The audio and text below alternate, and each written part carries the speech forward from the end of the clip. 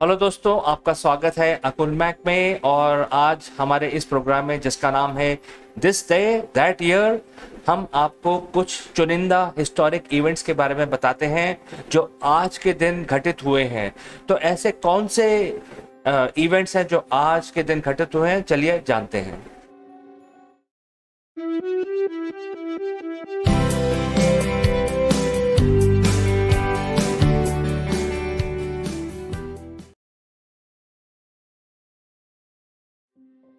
तो दोस्तों, पहला जो इंसिडेंट है ये माइकल एंजेलो से रिलेटेड है। आप जैसे जानते हैं होंगे कि माइकल एंजेलो एक बहुत ही पॉपुलर स्कल्प्टर थे और पेंटर थे, जिन्होंने बहुत सारे म्यूरल्स, फ्रेस्कोस और स्टैचूज बनाए जो आज वेटिकन सिटी में देखे जा सकते हैं और इटली में और जगह पे भी देखे जा सकते हैं।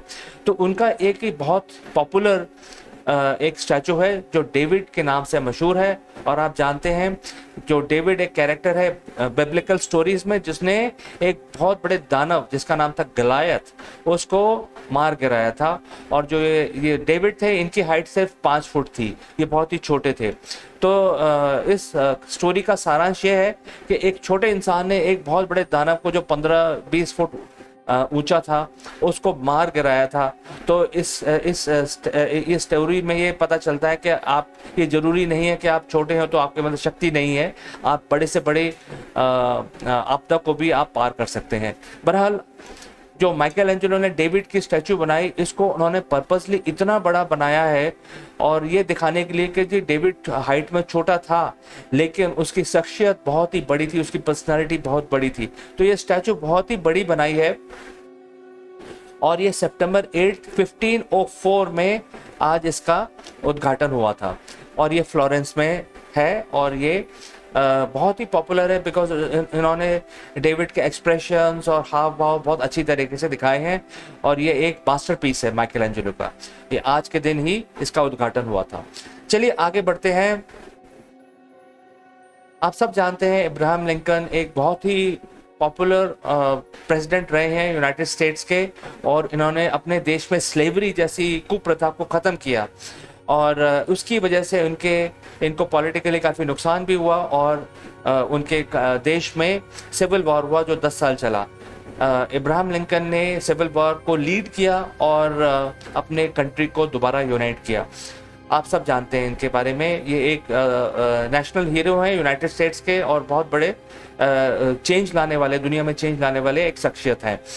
इन्होंने एक बहुत ही इंपॉर्टेंट बात कही थी एक बहुत ही पॉपुलर स्पीच में, जो उनके वर्ड्स थे कि हाँ, हमारे जो वर्ड्स हमारे दिल को छूने वाले हैं और हमको सीख देने वाले हैं। And I quote, you may fool all the people some of the time, you can even fool some of the people all the time, but you cannot fool all the people all the time. तो ये जो उनके सुनहरे शब्द हैं, ये हमारी personality को चेंज करने के लिए हैं और ये हमें बताते हैं कि हम जिस दुनिया में रहते हैं उसमें सच्चाई क्या है, हम किसी को बेवकूफ़ नहीं बना सकते। ये बात उन्होंने सितंबर 8 1858 में कही थी और ये एक बहुत ही पॉपुलर स्पीच है और इनके ये जो गोल्डन वर्ड्स हैं ये बहुत ही फेमस हैं और ये हम सबको समझने चाहिए। चलिए आगे बढ़ते हैं। ये इंसिडेंट भी एक दूसरे प्रेसिडेंट से रिलेटेड है, जो यूएस के प्रेसिडेंट है। इनका नाम है वुडरो विल्सन। इन्होंने जो काम किया, इससे हम सबको इफेक्ट हुआ, दुनिया में सारे सिटीजन्स को इफेक्ट हुआ। इन्होंने एक रेवेन्यू एक्ट साइन किया 1916 में, 1916 सितंबर 8 को। इस रेवेन्यू एक्ट के अंदर उन्होंने इनकम टैक्स की दर दुगनी कर दी अपने देशवासियों के लिए। बट इसके अलावा उन्होंने एक चीज़ ऐड की इसके अंदर, वो कि जो आपकी पैतृक संपत्ति है उसको उन्होंने टैक्स कर दिया, जो आपकी इनहेरिटेंस होती है उसको टैक्स कर दिया। तो अब आप सब जानते हैं कि सारे देशों ने इस चीज़ को कॉपी किया। इन्होंने सब पहली दफ़ा इस आइडिया को इम्प्लीमेंट किया और सारे पॉलिटिशियंस ने दुनिया में हर देशों में इसको कॉपी कर लिया। हमारे भारत देश में भी ये कानून है कि जो पैतृक संपत्ति है उस पर टैक्स लगता है और उस पर हाउस टैक्स लगता है और बहुत तरह के टैक्स लगते हैं जब हम उसको इनहेरिट करते हैं। तो तो ये जो कानून है ये पहली दफ़ा वुडरो विल्सन लेके आए 1916 में, और ये आज के दिन साइन हुआ सितंबर 8 को। चलिए आगे बढ़ते हैं।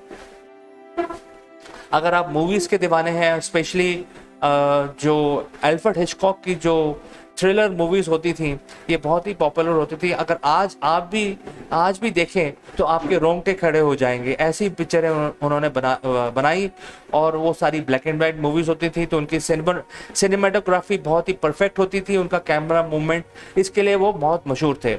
और उनकी एक बहुत पॉपुलर फिल्म थी साइको। ये ऐसी मूवी थी जो बहुत ही एक डर पैदा करने वाली और थ्रिलर मूवी थी, और ये पता नहीं चलता था कि अगले 2 मिनट में क्या होने वाला है। ये बहुत ही पॉपुलर मूवी है। इसकी स्टोरी और इसका जो जिस तरह की स्टोरी उन्होंने बनाई उसको बहुत बार कॉपी किया गया हर तरह की दुनिया की पिक्चरों के अंदर, और साइको जो सीरियल किलर्स होते हैं उनके बारे में बताया गया।